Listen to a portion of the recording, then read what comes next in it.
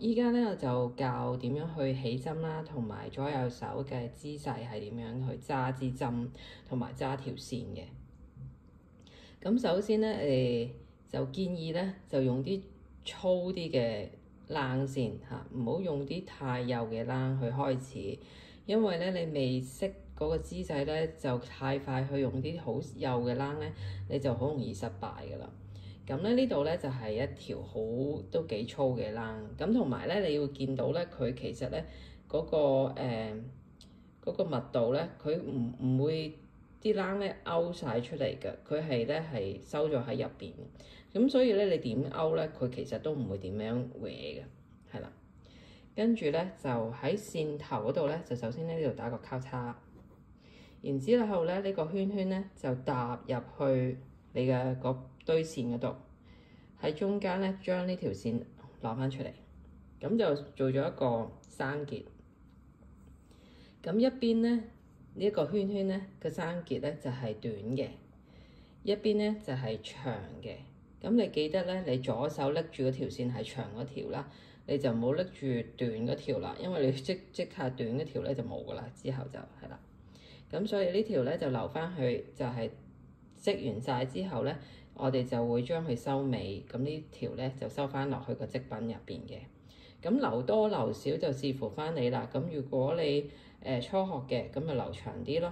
咁如果你都好熟噶啦，咁其實唔需要留咁長嘅。咁你只要可以收得翻入去就 OK 噶啦。咁然之後咧，呢個圈圈咧就係嗰支鈎針擺入去嘅地方。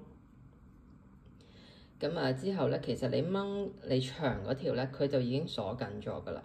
咁鬆緊咧都會係長嗰條咧，你就 feel 到佢係會喐得到嘅。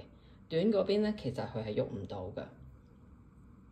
咁右手揸針嘅姿勢咧，我哋通常咧就係個鈎針咧係向住地下咁樣去勾嘅。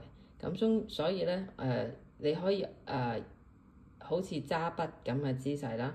有啲人咧係咁樣揸啦，有啲人係咁樣揸啦，有啲人係咁樣揸，我都見過嘅。咁就睇翻你嗰個習慣啦，或者舒唔舒服啦。咁我就通常就係揸筆咁嘅姿勢。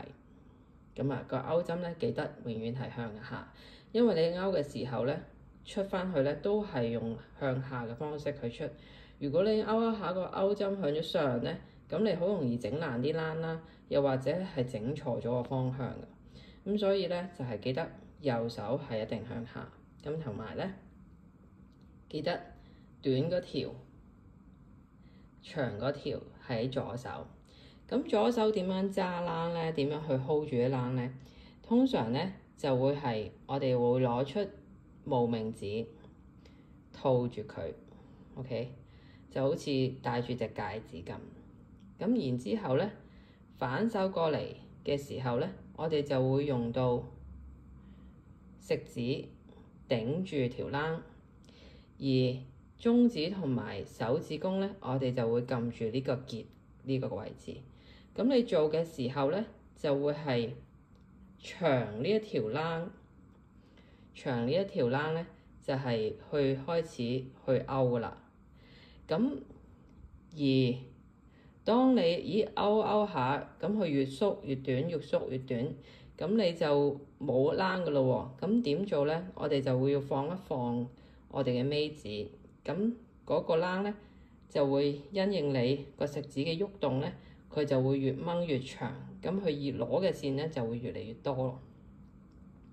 咁呢個就係握針嘅姿勢，右手握針嘅姿勢，左手 hold 線嘅姿勢，做得遲下無名指啦。然之後咧，食指就頂住呢條線，中指同埋手指公就撳住個結，然之後就開始去做一個勾針。